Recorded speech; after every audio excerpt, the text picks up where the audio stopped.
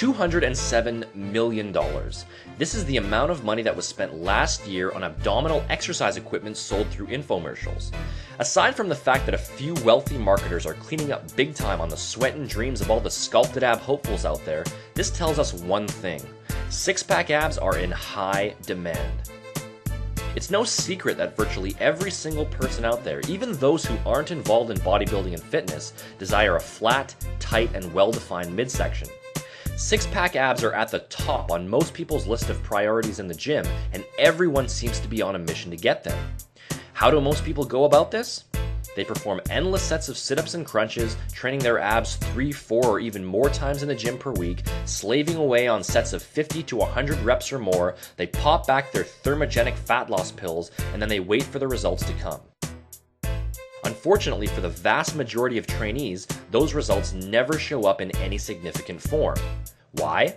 It's because almost everyone out there is structuring their six-pack ab program based on a false premise. And that false premise is the myth of spot reduction. The spot reduction myth is one of the most common misconceptions in the entire fitness industry and results in endless hours of wasted training time around the world. Simply put, spot reduction implies that it is possible to target fat loss from specific areas of the body by training them with resistance. For example, spot reduction would imply that training your biceps with weights will burn fat off of your bicep area, or that training your chest with weights will burn fat off of your chest area. The truth is that this notion of targeting fat loss from specific areas of the body is downright false, illogical, and untrue. Let me clear this up once and for all. You cannot target fat loss from a specific area of your body. Let me repeat that again because it's so important. You cannot target fat loss from a specific area of your body. When you train your body with weights, all you are doing is stimulating the specific muscle groups involved in the movement, but this stimulation has no effect on the stored body fat in and around that particular area. Fat loss only occurs on a holistic level. In other words, when the body is stimulated to burn fat through proper diet and cardiovascular exercise, it will burn fat from the entire body as a whole. You have no control over this, and there is no way to stimulate fat to be burned from specific areas of the body by training them with weights. So, what does all of this have to do with achieving six-pack abs? Well, everything. You see, everyone already has a six-pack. The problem is that for most people, it's simply hidden underneath a layer of fat. This layer of fat causes the midsection to appear soft, smooth, and protrusive.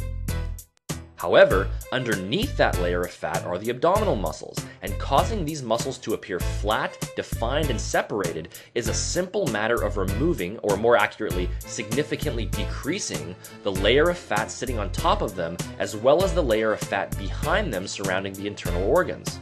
The layer of fat lying on top is known as subcutaneous fat, that is, the fat directly underneath the skin, and the layer of fat behind them is known as visceral fat, that is, the fat that surrounds the internal organs.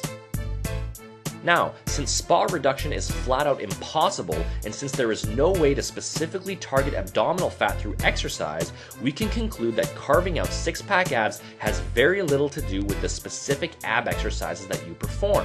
Rather, achieving a set of flat, sculpted, and defined six-pack abs is for the most part a simple product of your bottom line body fat percentage. If you're following a sensible weight training and cardio routine and a proper fat loss diet that focuses on burning fat from your entire body, flat and defined abdominals are just one of the many things that come with it. On the other hand, if your overall body fat levels are too high, no amount of abdominal exercise in the world can save you, and until your overall body fat percentage is low enough, those six-pack abs you desire will continue to be out of reach. The bottom line? Any program that claims to deliver six-pack abs is essentially a fat loss program, because the only surefire way to sculpt out the impressive abdominals you're after is to gradually lose fat from your entire body. As you lose fat from your entire body, your stomach will continue to flatten out, and the layer of fat underneath the skin will continue to melt away, revealing those impressive abdominals that were there all along but simply couldn't be seen. Now, this isn't to say that specific abdominal training isn't needed, as it is certainly still part of a complete weight training program. Here are 5 quick tips for implementing proper abdominal training into your routine. Number 1, train your abs directly 1 to 2 times per week. The abs need time to recover and grow just like all other muscle groups, and because they are stimulated indirectly on virtually every exercise you perform in the gym, they don't require a lot of direct work. Number 2, perform each set using a rep range of about 8 to 15. You would never train your chest or your biceps using 50 to 100 reps, so why train your abs that way? Again, the abdominals are just like all other muscles and therefore should be trained in the same fashion. Number 3, perform between 3 to 6 total direct abdominal sets per workout. As long as you train hard, you do not need to perform an endless number of sets. Keep in mind that since the abs are constantly being worked when you perform all of your other exercises, they don't need a large amount of direct work. I don't see any reason at all why anyone would need to perform more than 6 direct sets for their abdominals per workout. Number 4, focus on basic, straightforward exercises. You don't need any fancy workout gadgets or revolutionary techniques to get an optimal abdominal workout.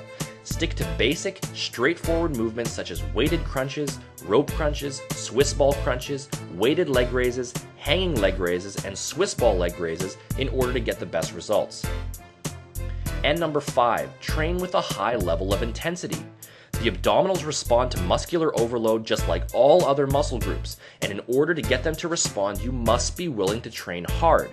If the last 1 to 2 reps of each set are not extremely difficult to perform, you're simply wasting your time.